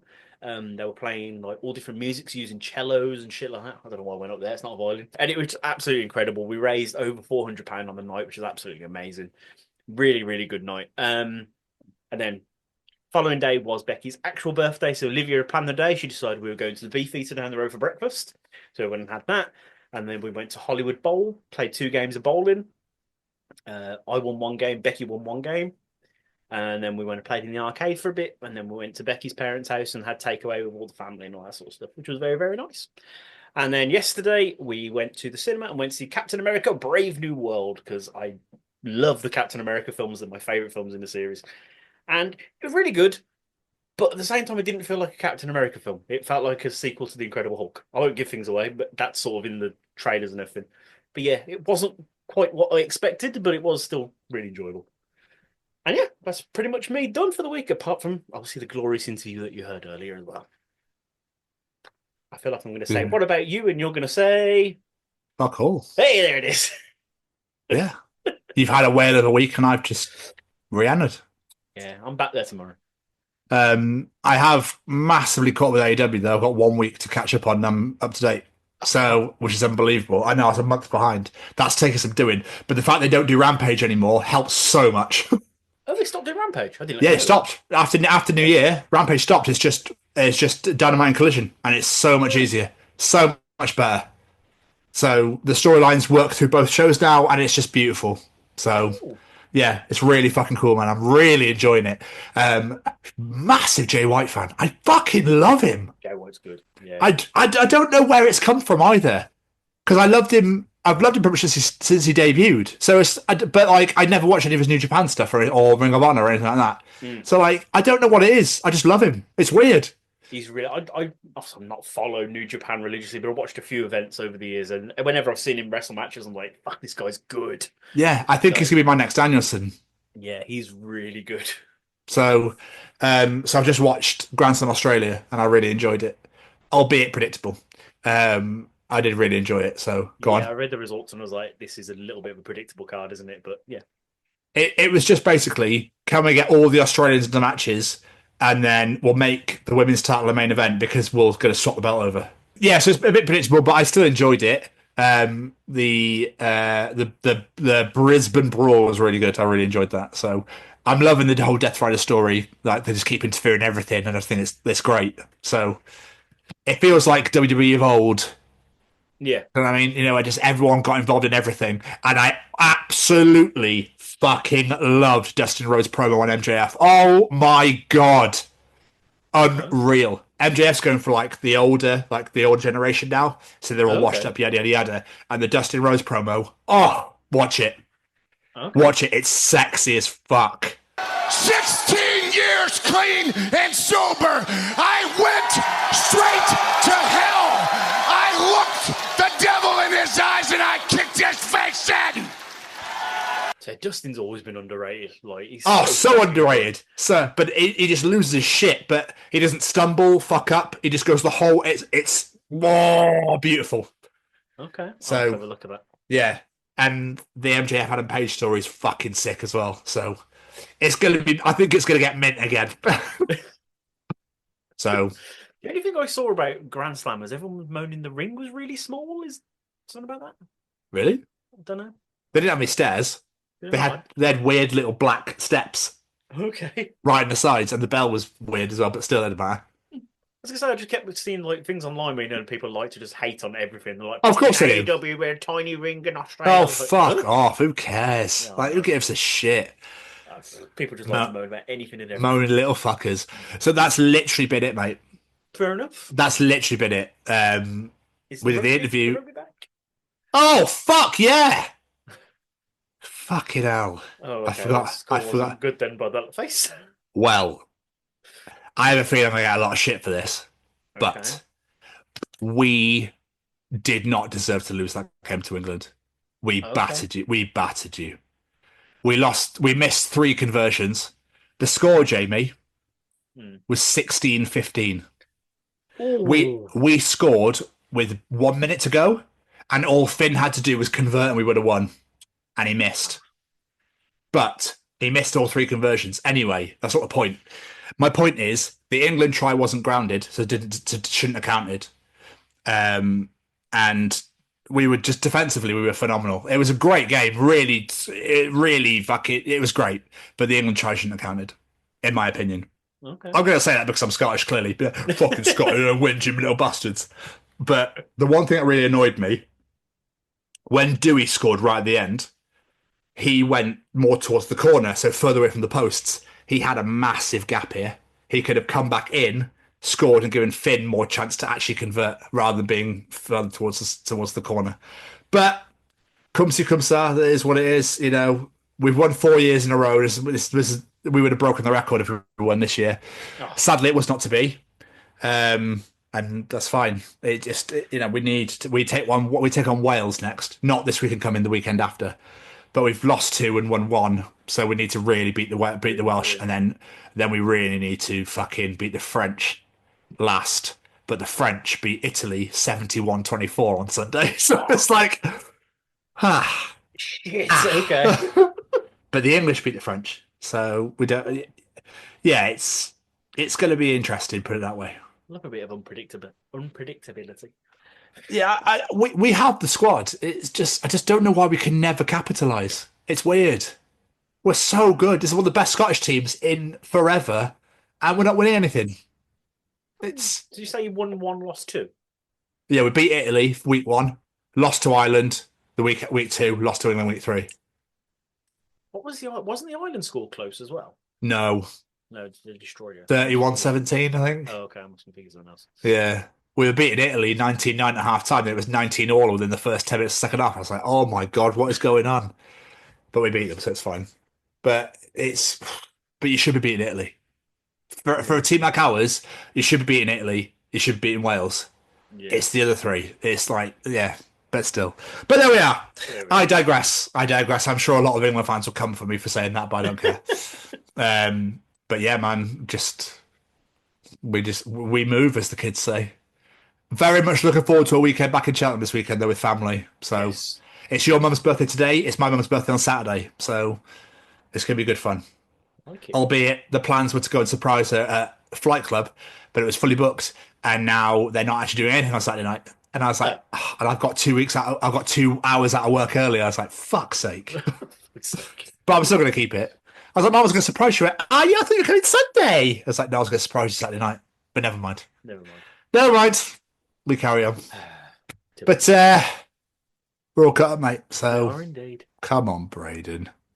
Hey, what's going on, everybody? This is Braden from Say We Can Fly. Just letting you know, we've got a brand new merch store out there. Please let me say the link. Let me say the link, please. Okay, yeah. Okay. Yes, you can say the link. Yes, all right. Okay. So the link for the shop. The link for the shop is www.saywecanfly.shop. All right, good job, Seamus. So www.saywecanfly.shop. 10% off if you use the code. Let me say the code. Let me say the code, please. Okay, fine. You can say the code. If you use the code. The code is The Chronicles. What? No, it's not. The Chronicles. No, it's not. It's The Chronicles, Seamus. Yeah, that's what I said. The Chronicles at checkout, all right? You get 10% off. 10% off? Yes, they know, Seamus. Okay? I'm just trying to help, all right? Visit www.saywecanfly.shop and use code The Chronicles for 10% off your order. Available at participating Say We Can Fly restaurants and web stores. Some restrictions may apply, but probably not. Stab Tom's Journal.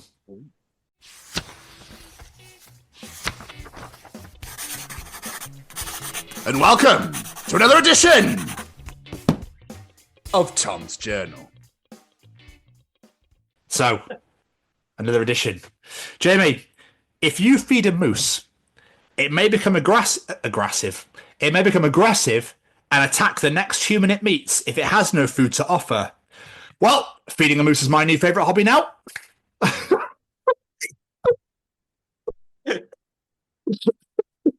be fair, have you seen a fucking moose in real life? I ain't going anywhere near that bastard. Not in real life, no. They are big as fuck. This was really fucking funny and the cutest thing I've ever read in my life. So I spent the evening varnishing my grandparents' dining room floor. Here is a list of things they offered me in the 3 hours I was there. A pork pie, a cup of tea, a glass of milk, a bacon sandwich, a cricket bat, a drinks cabinet, a diet plan because I'm looking big, the number of a landscape gardener, a picture of Josh, training to be a wrestler, chocolate, a small statue of a boat in a bottle, a pair of trousers, 6 muffins, 4 muffins, at least take 2 muffins, a gilet, and an arm wrestle. An arm wrestle? That was Nan. Yeah, it was. I like that. Offer me a diet plan because I'm looking a bit big, and then offer me 6 muffins, 4 muffins, 2 muffins. At least take 2. Yeah. Grandparents are amazing. Oh no, I miss mine every fucking day. Bless you, fella. I've still got my dad's side left, but probably not for much longer. Yeah. Oh, what does your tattoo mean? It means I had money and no one stopped me. Pretty much. Yeah, pretty much. Yeah. Oh, I just get more done. Yeah, same. So HR have said I'm no longer to answer the phone with, what the for fuck's sake, what do you want now? Oh, the amount of times I would love to do that. It'd be amazing. Oh, especially one certain fucking ward. Oh, I have done it a few times. If the lab call at work or whatever, I just go, what? My new favourite thing to do is, because normally we say, hello, porters. My new favourite thing is just go, hello. And there's always that moment of silence, like, is this the porters? I was like, yeah. I think you rang our number. Our name comes up on your phone. You should know who the fuck you Please, rang. please, when you go back, please. Hello, radiology. Oh my god, I should. I was going to say different department names. Yes. Every time. Hello, A&E. We're quite busy. Can you hurry up? No, my luck, I'll end up being one of the fucking bosses. I'm like, shit. Hello, outpatients. Anyway, you shared this, but I loved it. Sesame Street. So this is an educational show. Me? Oh yeah. So what type of bird is that then? Sesame Street. It's a big one. I'll be honest, until right at the end, I couldn't remember what the fuck that was. That really made me laugh. It's a good point, though. What sort of bird is Big Bird, other than a big one? Big yellow one, yeah. Yeah. We should ask Noel. We should. This is still one of my favourite things on the internet. This is what it says, by the way. It's not one of my favourite things. Okay. Fact of the day. The reason why you can't dig a hole through the earth and come up on the other side is because your shovel would melt. That's it. That's the reason. What? So, what if you bring a second shovel that you put in the fridge beforehand to make it cold? Yeah, that'll work.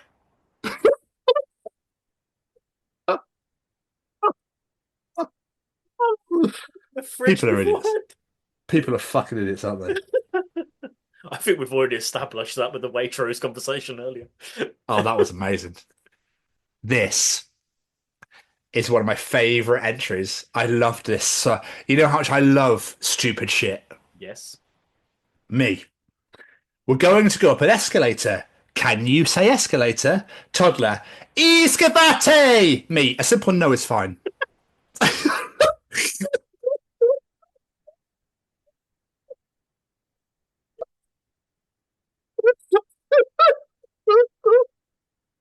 And that would be you as well. Oh, so good. So fucking good. I love shit like the T-Rex one about being dead last week really got me. Yeah. Yeah, that sort of shit really fucking gets me. Jamie, a guy at work just opened a Twix, ate one finger, then wrapped the remaining finger back up for tomorrow. What a fucking psychopath. I was about to say that man's a psychopath. Before you even said psychopath, I was thinking that. Who does that?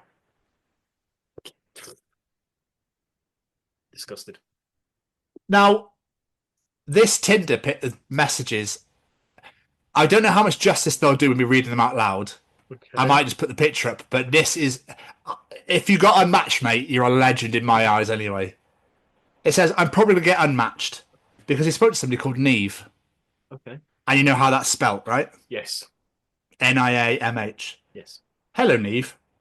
Do you have a pet peeve? Piamh. Please, Tom. This is the 10th time I've heard this since last night. Oh, I'm so sorry. I'm guessing that people asking you this is now your pet peeve. Pimh. Have you got any tricks up your sleeve? SLIAMH.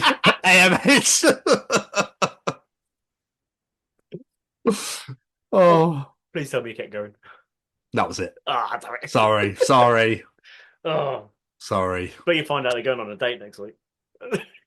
Yeah. I hope it works out for you.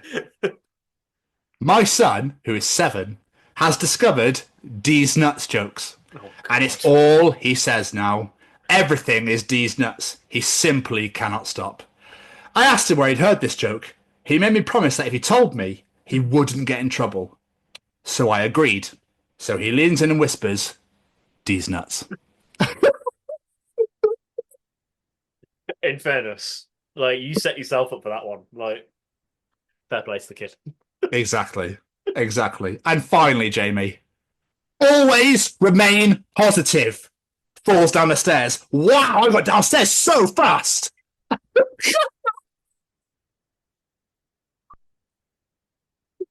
He broke 3 bones. Yes. And that was another edition of Tom's Journal. Bravo, sir. Bravo. Thank you. You okay? You having a bit of a headache now from laughing so much? Yeah, every fucking week this happens. We laugh so hard, I get like head pains there. I mean, a fucking avocado. Yeah, that was just superb. Wonderful. Jamie, what's your song of the week? Yes, my song of the week this week. As I think I said last week, it's going to be very fucking predictable when people know this man's released a new single. And it is indeed my fucking hero. Wednesday 13 has released a brand new single, When the Devil Commands. And it is, oh, mwah. 666, when the devil commands. It's off his upcoming album, Mid-Death Crisis. I love his little play on words. Released 25th of April.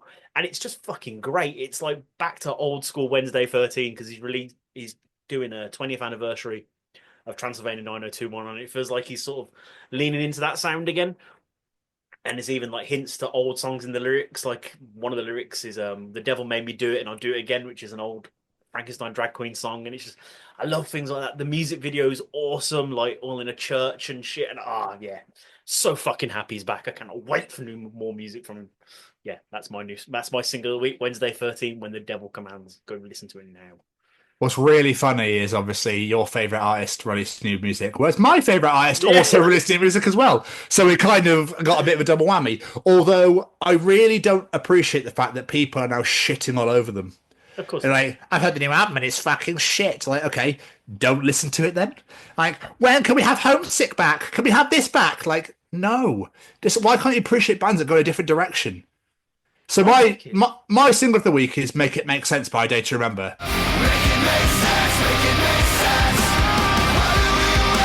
Because I did remember my favourite band in the world, they're fucking tattooed on my fucking chest for fuck's sake. Like, it just, that was awful, it was just skin. But like, I don't appreciate people that are like, oh my god, the last album, You're Welcome, was so poor. Why is the next one then? Yeah. I don't get it. Leave them alone. It's fucking phenomenal, by the way. Do you know what's really weird? Do you know what I love the most about it? It's the beginning.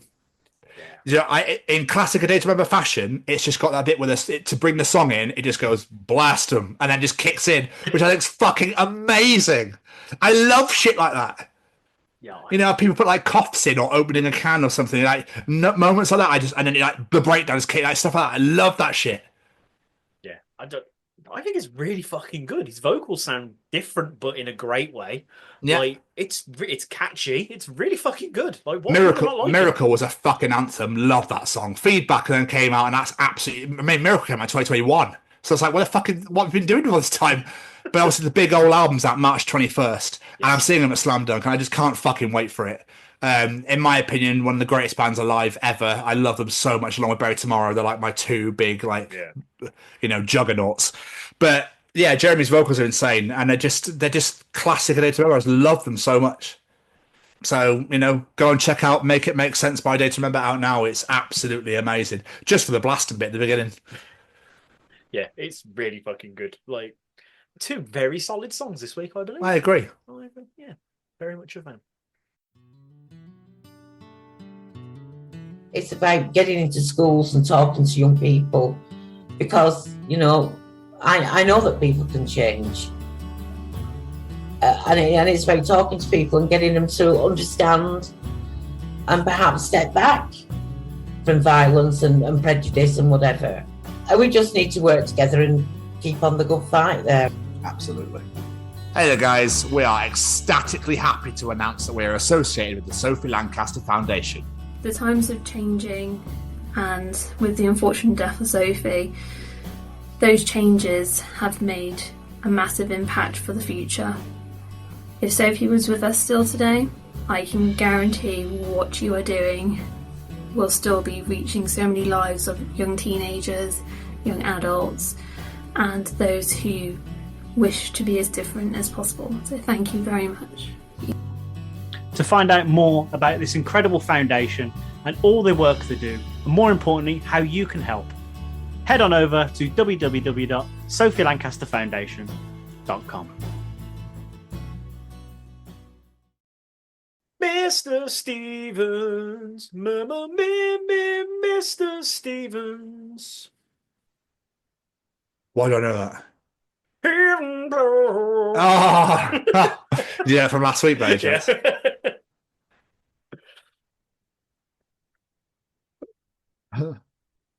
God. So tell me why Jamie builds castles in the sky. Oh, tell me why. Jamie builds castles way up high. I remember seeing that James Hetfield voice. Yeah, I was gonna Oh, yeah. Oh yeah, I remember that. I saw that yeah. years ago. Yeah. Fucking, I was like bar fight days. Yeah. Anyway, it's audience participation time. Funny, we got a harmonica out of nowhere. How's the next bit? That's just the same again, isn't it? Participate. Participate, motherfucker. Participate.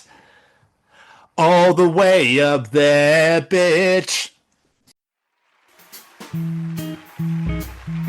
Ladies and gentlemen, it's time to participate in Jamie's participation challenge. This week, I said, going on national TV to cook for strangers sounds like a great idea, right? With that in mind, this week we're asking if you were a contestant on Come Dine With Me, what would you cook for your fellow competitors? What say you, Mr. Stevens? Frosted wheats, enchiladas, apple crumble. Oh, pretty solids. I love apple solid crumble. choices. Love it. I love all the sugary top of the and the apple. With cream, not custard. Fuck custard. With cream. With double cream. Fuck custard. I'm a custard man, I'm afraid. But Custard I had a real hankering for apple crumble like about a week and a half ago. I love rhubarb and apple crumble as well. Ooh. I'm gonna take frosted wheats as a starter because everyone loves cereal and it's elite cereal. Enchiladas, I fucking love enchiladas so much, and then rhubarb and apple crumble with cherry pie. No, rhubarb and apple crumble with double cream. Because I'm shit and I can't cook for shit, so have that, enjoy it. All from a Tesco box. What about you? For starters, Mr. Chef. I've tried to make this like foods I enjoy. So I've gone with beans on toast for a starter, but I'm gonna make it fancy with like little cubes of toast and shit. Oh, fuck off. Yeah. It's a starter, you know. I can't do a full plate. My signature korma wraps will be the main, which is something I made up years ago, and me and Becky fucking love it. And you never made me the prick. It's like a curried enchilada, basically. I get chapatis instead of tortillas normally. And then I make a korma, put it inside, and I mix paneer cheese in it, and then wrap it like you would enchiladas with a bit more korma sauce and cheese on top. It's my weird Indian enchiladas. I don't know. I like it. And then for pudding, I'm just going to make a cheesecake because I like making cheesecake. I haven't decided on a flavour though. Probably Oreo. And that'll go down quite nicely. I want Oreo cheesecake now. Let's get some audience answers. Too Funny Paul on TikTok, he says, I'm a student, so I'll just do noodles, get 3 great meals, and then just loads of alcohol. Yeah, fair. Fair. Why not? I like it. Stem says, nothing vegan, that's for sure. Which makes me wonder about pudding. I'm like, what are you doing for pudding, mate? Steak. Saskia Turner Edwards says, for starters, tea with chocky hobnobs. Of course, we love chocky knobs. Yeah. Big shout out to chocky knobs. Yep. For mains, either a pork belly pad thai or chili con carne, my dad's recipe. And for dessert, something that I picked up from M&S and then pretend that it's homemade. I like that. Nice. Smart. That is clever. Stuart Edwards. Tea, hobnobs, and a fat joint. Love chocky knobs in there twice. We love this. Yeah. Joe Smith, beans on toast. Fair. Signature dish. What, 3 times? Just 3 times. Matt Sewell, a starter of boiled spaghetti. A main of my signature bolognese, apparently I'm doing it in parts. And a dessert of a garlic bread. Fair. I can't stand garlic bread. What? Yeah, I'm not a fan. Fair enough. Jake Smith. I'm not entirely sure what exactly, but I'm more than likely to cook it all in my barbecue area in the garden. Oh, yeah. Insane. Fair. The wife, Becky Westwood, my spag bowl, of course. That's what we have for tea tonight. 3 times? Yeah, it's 3 times. This is not good. Owen Edmonds, beans on cheese on toast. 3 times. Fucking hell. Debbie Myatt, the birthday girl. I let her off as it's a birthday. Definitely not super noodles with spaghetti hoops. To give you some context, this was my signature dish when I was fucking in like senior school. I'd literally get pack of always Chinese super noodles, a tin of spaghetti hoops, mix it all together, warm it through, and nom. And it sounds bizarre as fuck, but it was delicious. At least not Watsits and ketchup. Who the fuck makes Watsits and ketchup? So nice to work with. Why? What is wrong with them? Exactly. So your mum's allowed, it's her birthday. Yeah, I'll let her off for that one. Out in there for my weird food out. Lucy Orchard. My best dish would be slow cooked pork belly with a free cheese risotto. Oh. My worst toast, because I get distracted far too easily. Yeah, fair. Fair. I think we've all got distracted and burnt toast at least once in our life. I did earlier. There you go. Yeah. Michael Harder, a bowl of hot water because I'm so fucking broke. Like eating, right? What? Oh, dude, bless you. Oh, no, right? I'll give you two more. Mali Malpass. We haven't heard that name in a little while. 3 packs of Uncle Ben's Mexican rice in the microwave and a note reading, I've gone to the Spoons for a burger and a pint. Good luck at that in the edit, losers. love that. And last but not least, this man chooses hatred and war and just disgustingness on all of the people on the show. Like, he needs to go to prison for this. Tony Gaskin, my mother's husband. I start with the Swedish delicacy, surströmming. Have you heard of surströmming? The world's smelliest fish? Yeah. Followed by doenjang, a wonderfully aromatic Korean stew. I don't know what's in it, but the fact that it says wonderfully aromatic makes me think it's bad. And for dessert, there will be chunks of durian and ice cream, followed by cheese and biscuit board featuring casu marzu from Sardinia and viballon from France. I know one of those is the cheese with maggots in. Yeah, he's gone for disgusting the whole way through. He's gone proper disgusting the whole way through. You should be locked in prison, Mr. Gaskin. That is disgusting. No one go to his house if he decides to do come dine with me. But, Just don't go ever. I'm joking. Can't Do do go, voice do go, anyone. Yeah. I was joking. You said to people don't go to his house if you don't want to hear discussing dinner. I wasn't talking about you personally, but still. Thank you to everyone that participated in Jamie's challenge. As always, we massively appreciate it. But if you enjoy Jamie's participation challenge, Tom's journal, Callum's Treachings, the interview, and God, are they still fucking going? Have they not given up yet? Why? Oh, okay. I suppose we let them carry on. Well, at least let them get to 200 anyway. And then you enjoy the other 106 editions of the Chronicles of Podcast, wherever you get your podcast from, it'll be Spotify, Google, Apple, wherever it may be. We are there. If you want to hear more stories about avocados, we come in. You know, that's the spice, by the way. What do you think is? What is? Oh, okay. Sorry, I was thinking of something else. No, okay. I meant spunk. Then the two main. I'm distracted now. The two main areas where we'd like you to come and visit us is on all social media at TCO Pod, just not fucking Nazi X or Twitter, whatever the fuck you want to call it anymore. Don't come on there. Any social media bar that at TCO Pod, and come and subscribe to us on the YouTube at the Chronicles of Podcast. Make sure you hit that bell to get notified when new videos are released and comment to your heart's content. That's all social media bar Nazi X at TCO Pod, and subscribe to us on the YouTube at the Chronicles of Podcast. Yes, Jamie? Just want to say a massive thank you to a few of our friends. Every single piece of music you heard on today's edition was brought to you by the wonderful singer-songwriter Matt Roberts. Go check him out on all social medias at Matt Roberts Music. Give him a follow on YouTube, Spotify, wherever you get your music from, and download his wonderful, beautiful songs. And of course, we have to say a massive thank you to Mr. Braden Barry and his saywecanfly.shop. Head on over to the site, see what you like the look of. It could be some apparel, signed lyrics, CDs, whatever it might be. Add that to your basket, enter that discount code, The Chronicles, and get yourself 10% off your order. And of course, last but not least, we have to say a massive thank you. Oh, what else is Braden doing? Oh, he's doing loads. The boy doesn't stop. He's got all of his music under the name of Say We Can Fly. Head on to his other merch store, Anxious Ghost, and make sure you are checking out his podcast, Amber Forest Podcast, on YouTube or wherever you get your podcast. It is, and it's subscribe. If you go on ours and go down to the things we follow, they're on there as well. Amber Forest Pictures Podcast. Everybody get involved.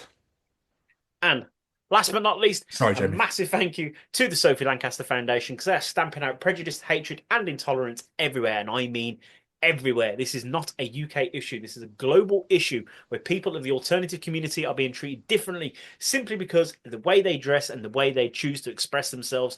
As I said, Saturday night I got to be in a room full of incredible alternative people dressed up to the nines, looking fucking superb. And that is the way the world should be. Just go out there, express yourself, and look your damn best, because they bloody well did. So if you want to help us help them, head on over to sophielancasterfoundation.com, familiarise yourself with that story, share it out in the world, and see what you can do to help. And last but not least, a massive thank you to this handsome fucker right here. Oh, stop it, you. No. Appreciate it massively, as always. Big shout out. Thank you so much, Nate, for joining us once again. Albeit we got you out of bed, so apologies for that. But it was absolutely amazing to talk to you again, have you on the show. We look forward to seeing you in May. Make sure you check out all of Nate's music on Spotify or wherever you ingest your music, and make sure you get out to see him on tour, whether you're in the States in March or June with Clutch or Joshua Walker in March, or go and see him with Chuck Ragan in the UK in April and May. But Jamie, another superb edition in the bag. Another superb edition indeed, my friend. And as for this week, we will see you all next week for the Chronicles of Oversize. Goodbye, everybody. Ta-ta! Bye!